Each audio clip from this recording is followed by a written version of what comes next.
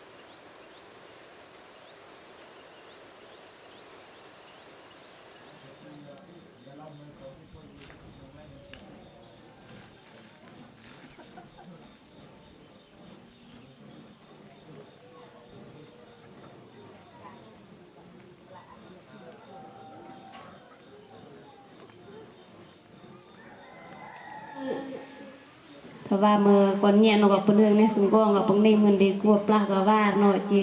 จบเยอะหมดจะนี่ก็เป็นการอันตรายมันเราเลยจะเราคนประยุทธ์ดีก็นี่บ้านนี่ก็ยัดในนี่จะมา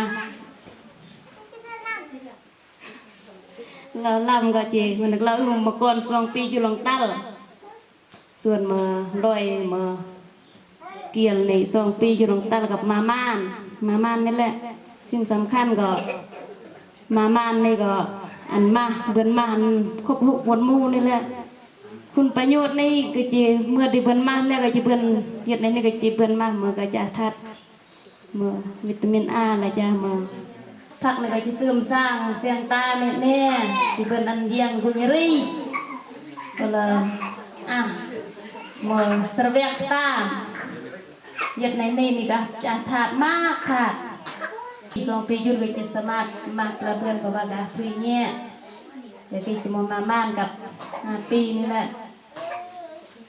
เลย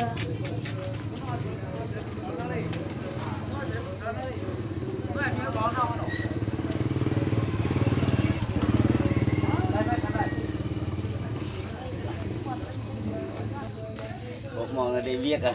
อันนั้นเก็บพัก